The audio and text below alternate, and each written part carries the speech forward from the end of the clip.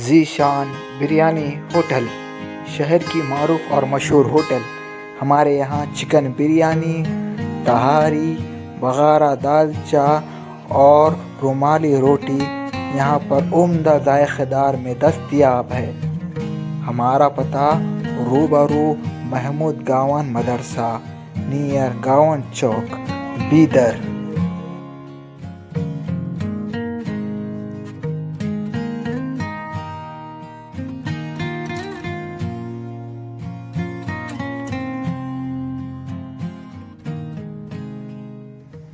तमाम बिरादरान वतन को मैं दिल की गहराइयों से जश्न आज़ादी की मुबारकबाद देता हूँ।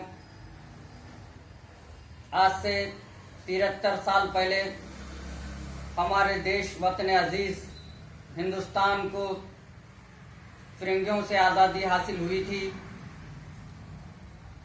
इस आज़ादी को हासिल करने के लिए हमारे वतन के तमाम जो भी शहीद हुए, जिन्होंने देश की आज़ादी के लिए बढ़ चढ़कर हिस्सा लिया, उन तमाम को मैं ख़राज अक़ीदत पेश करता हूँ और अल्लाह से दुआ करता हूँ कि अल्लाह तमाम जितने भी जंग आज़ादी में शहीद हुए उन तमाम को मग़फ़िरत अता फरमाए। और आज हमारे इस देश को father of nation Mahatma Gandhi ji के उसूलों के ऊपर हम सबको मजबूती से कायम होने का वक्त है। हमारे देश के बुजुर्गों ने कहा, हम लाए हैं तूफान से कश्ती निकाल के, इस देश को रखना मेरे बच्चों संभाल के। यकीनन ये बात काबिल तारीफ है।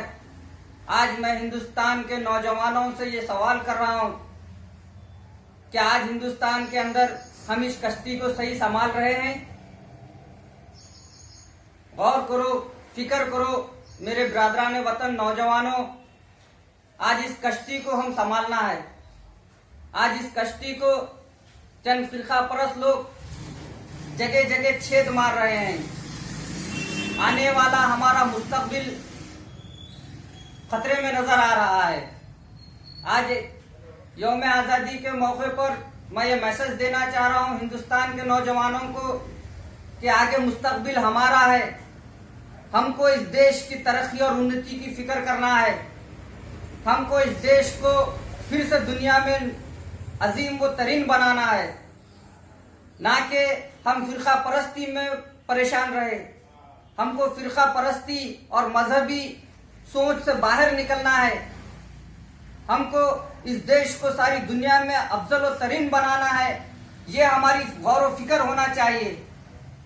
हमारी ये फिक्र होना नहीं चाहिए कि हिंदुत्व हो, हिंदू राष्ट्र हो। ये नहीं होना चाहिए। कोई एक मजहब का ये देश नहीं हो सकता और होना भी नहीं चाहिए। हम हमारे इस देश को सारी दुनिया में अफजल व तरीन बनाना है। हम इस देश को किस तरह से इसका इकोनॉमिक डेवलप कर सकते हैं, हम किस तरह से इस देश को फिर से हम सोने की चिड़िया बना सकते हैं, ये हमारी गौर व फिक्र होना चाहिए। मगर अफसोस की बात यह है, कुछ चंद सालों से इस देश के अंदर ऐसा माहौल, ऐसी फिजा हो चुकी है कि एक सेकुलर इंसान जब देखता है इन हालात को तो बहुत ही शर्म महसूस करता है। फिरका परस्ती उरूज में हो रही है, मॉब लिंचिंग बढ़ रही है, अक़लियतों पे जुल्म हो रहा है, जुजूमी तशद्दुद के वाक़यात हो रहे हैं। एक नौजवान के ऊपर 10-10, 20-20 लोग मिलकर वार कर रहे हैं। क्या इसलिए हमें आज़ादी मिली थी कि हम एक दूसरे के दुश्मन बन जाए? आज हालात ऐसे दिख रही। अंग्रेजों ने 200 साल इस देश को पर हुकूमत किया, हमको आज़ादी मिली। अगर हम और ऐसे आपस में लड़ते झगड़ते रहेंगे तो गलत मत समझो मेरे दोस्तों, फिर और कोई ना कोई कंट्री वाला हिंदुस्तान पे जो सुना नजरें जमाए बैठा होगा। हमारी आपसी रंजिशें, हमारे आपसी इख्तिलाफात दूसरे कंट्रियों को ये मौका देंगे कि वो आकर फिर से हम पर मुसल्लित हो जाएंगे। हम दूसरों को मौका देना नहीं है। क्या हमारी आजादी खाली 73 साल 74 साल के वास्ते मिली है हमको? नहीं मेरे नौजवानों, ये आजादी हमें हमारी सुबह कयामत तक कायम रहेगी। हिंदुस्तान की आजादी, इसके वास्ते हम नौजवानों को क्या से बेहतर हो सकता है इस देश की तरक्की के लिए, इस देश की सिक्योरिटी के लिए और इस देश की खुशहाली के लिए हमको इक़दामात उठाना है। हमें मजहबी सोच से बाहर निकलना है। हमें अपने आपस के तकरारों से दूर होना है। एक मजबूत ताकत और एक एकजुटता का मुजाहरा करना है। सब हम तमाम लोग मिलकर इस हिंदुस्तान को सजाएं संवारने की ये हौसला हमें पैदा होना चाहिए। आपसी रंजिशों को भूल जाओ मेरे नौजवानों। इस देश की तरक्की और उन्नति के लिए साझेदारी और भागीदारी रखो तुम। ये देश हमारा है, इसके ऊपर किसी की गलत आंख आने नहीं देंगे हम, कोई आंच आने नहीं देंगे हम। इस देश की तरक्की पे हमको लाना है। इस देश की अंदर पूरी माशियत खराब हो चुकी है, हम इसको संवारना है, ये हमारी फिक्र होनी चाहिए।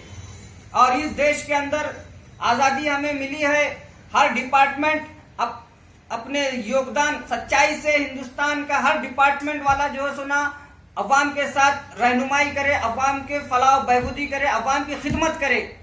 बिलखुसूस मैं पुलिस डिपार्टमेंट से मेरा शिकवा है, हमेशा पुलिस डिपार्टमेंट बिलखुसूस मुसलमानों के साथ जो है सुना सही रवैया पेश नहीं करता अक़लियतों के साथ। जैसे कि जो वारदात होते हैं, बेंगलुरु का 3 दिन पहले जो वाकया हुआ, अगर सही टाइम पे पुलिस डिपार्टमेंट एक्शन लेता, जो लोग कंप्लेंट लेकर आए थे सडनली उसको एफआईआर करके उसको अगर अरेस्ट करता तो इतना बड़ा वाकया नहीं होता था, 3 लोग की हत्या मौत नहीं होती थी। ये तमाम और से कई है।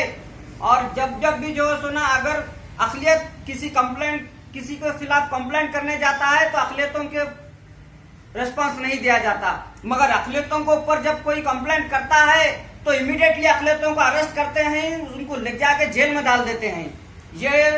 ये चीज नहीं होनी चाहिए। हिंदुस्तान का हर नागरिक एक समान से हर डिपार्टमेंट वाला देखना चाहिए। ये हर एम्प्लॉय की जो सुना ये होना चाहिए कि वो हर इंसान को उतनी ही इज्जत दे, चाहे वो अक़लियत में हो चाहे वो मेजॉरिटी में हो। आपको मैं बोलता हूँ कोविड-19 का वाकया बिदर के अंदर जो सरकारी हॉस्पिटल से एक राजशेखर ने एक खवातीन को फोन करके उसके साथ जो सुना पूरे वीडियो वायरल हुआ था, उस राजशेखर के खिलाफ हमने एसपी साहब से मिलके कंप्लेंट दी थी। एसपी साहब ने वो कंप्लेंट यहाँ के सर्कल इंस्पेक्टर को दी, टाउन पुलिस स्टेशन के।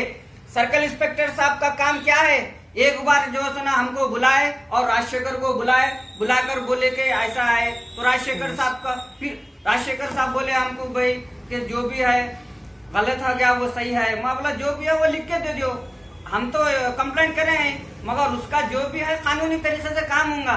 मगर यहाँ के सर्कल साहब अभी तक के वो हमारी दरखास्त को, हमारी शिकायत को अपने पास ही रख लेके बैठे हैं, अभी तक उसके ऊपर एफआईआर नहीं हुआ, कुछ नहीं हुआ। आजादी के इस मौके पर मैं इल्तिजा करता हूँ बिलखुसूस पुलिस डिपार्टमेंट से कि वो हर नागरिक को एक समान देखे। आपके पास जो भी फरियादी आता है, चाहे अक़लियतों का हो चाहे मेजॉरिटी का हो, आप सबकी फरियाद सुने और आप लीगल एक्शन लीजिए। और आप वक्त रहने तक एक्शन लेंगे तो वारदात बड़े नहीं होंगे। जब वक्त के ऊपर अगर आप एक्शन नहीं लेंगे तो ऐसे वारदात रोनुमा। मैं Waseem Kirmani, secretary All India Majlis Ittehadul Muslimeen, फिर एक बार हिंदुस्तान बिरादरान वतन को दिल की गहराइयों से आजादी की मुबारकबाद देता हूँ।